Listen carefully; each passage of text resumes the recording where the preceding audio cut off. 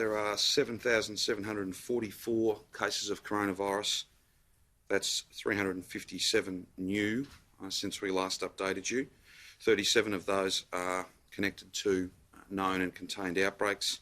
320 of those cases are under investigation by our public health team. I'm very sad to have to report a further 5 Victorians have passed away, bringing to a total of 61 the number of Victorians who have died because of this global pandemic, this virus. I don't have large amounts of detail, but I can share with you there is a woman in her 60s, a woman in her 70s, a woman in her 80s, and a woman in her 90s, and a man in his 80s. We send our condolences and our best wishes to each of those families. This will be a very difficult and challenging time for them. They're in our thoughts and prayers. There are 229 Victorians in hospital, and 42 of those are receiving intensive care. Yesterday we did 20,313 tests, bringing our total tests since January 1 to 1,457,546. There are 3,995 active cases across Victoria. 313 healthcare workers are active cases, which is a significant challenge in terms of furloughing staff and managing rosters, but we're very grateful to hospital administrators, people right across the health system and the health department who are doing their level best to manage those significant absences. It's always a feature of significant community transmission. That's been a feature worldwide, but I think it is being managed as best as it possibly can by a very dedicated and skillful team. There are 536 active cases in aged care, 38 aged care settings. They are split roughly evenly between staff and residents, about 50-50. If there's any further information we can provide to you there, we will do that in the Chief Health Officer's release a bit later on today in the usual way. I just wanted to go through a few of the steps. I know you've all heard us speak, certainly during the last week to 2 weeks, about our partnership with the Commonwealth Government. Obviously, private sector, both church and charitable and for-profit aged care is a matter for the Commonwealth, but this is a crisis. This is a challenge that we need to work very closely together to try and beat and to manage, and that's exactly what we've been doing between our ministers and the Commonwealth ministers. The Prime Minister and I have talked about this. There's been lots of hard work between health departments, and we're very grateful for the partnership. Aged care settings, particularly with many casual workers, are a really challenging setting, and we see that both in terms of the number of cases and also the number of people who are, by the very nature of these settings, frail and aged. Many have underlying health issues.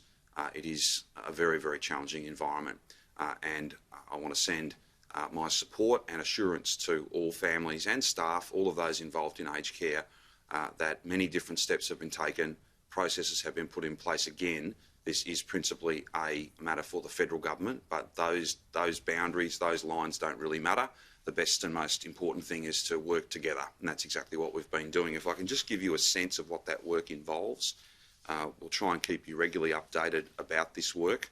But for instance, we are working very closely with the Commonwealth Government, with aged care providers and with unions to consolidate shifts into single sites, so to not have workers who are more often than not casual and flexible in the nature of their employment, not moving between multiple sites, instead consolidating them in one site. That obviously doesn't eliminate, but it significantly reduces the risk of the virus being transmitted by staff from one setting to another. The Commonwealth are providing financial support to ensure that that doesn't financially disadvantage workers that work in those facilities and that may possibly finish up with less shifts because they're only working at the one aged care site. We don't manage these facilities, of course, but we are working very carefully, very hard and very carefully to make sure that we have got other financial support. You've heard us speak about the $1,500 payment for a positive case in insecure work and the $300 payment for, again, those workers who are insecure in their employment between when they get tested and when they get their test results. So that's an important component of an industry, a sector that where casual work, where insecure work is a very large feature of the way that system operates. We've introduced visitor limits within aged care facilities to try and drive down the risk of transmission. We have also worked with the Commonwealth Government in these high-risk settings to undertake a program of asymptomatic testing. Staff are being given vouchers to get tested at their local testing site, and the Commonwealth are deploying 5 new testing teams to conduct testing within aged care facilities. We've also worked with the Commonwealth to provide additional and intensive training in infection control for aged care workers. That program is being delivered by Monash Uni, and that's a critically important thing to do to make sure that everybody who's working in these settings knows and understands the sorts of things that have to be done.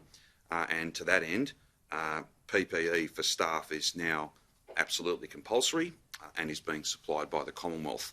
We've always known that aged care is a very challenging setting. If you get community transmission, and then if you have chains of transmission, particularly that are driven by staff, then you will see outbreaks. That's exactly the challenge we're facing at the moment, given the nature of residents, their underlying health status, their age, their frailty.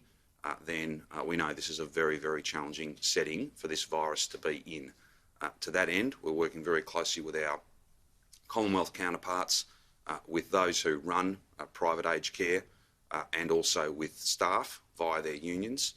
We're confident that each of those steps are evidence-based. The science tells you that those are solid, practical steps to take, but it is incredibly difficult to keep this out of aged care settings, particularly with such a transient and flexible and often insecure workforce. That's why moving to single sites and the other steps that we've taken are really very, very important. Can I just thank Victorians who are following the rules? Can I thank Victorians who've been out to get tested? Can I thank those Victorians who, as the Chief Health Officer said yesterday, masks are effectively our stage 4. If they are worn by everybody, then we may not need to go further. We can't rule out going further with rule changes, but it's a big game changer potentially. And I can't tell you how proud I am to travel in here this morning and to see literally every single person on my journey into the office from the middle ring suburbs in the southeast wearing a mask is just, it's a fantastic thing. And whilst people were a bit concerned and there was a bit of talk back and forth about whether it had happened, it is happening. It makes you proud. It's a really significant step that we can all take to potentially slow, limit the spread of this virus and then drive down case numbers. That's exactly what we want, and masks will be an important part of that. Hasn't always been the case. The advice has changed. We've listened to that advice. We've put the advice into practical effect, and I'm deeply grateful to every Victorian who is complying with those rules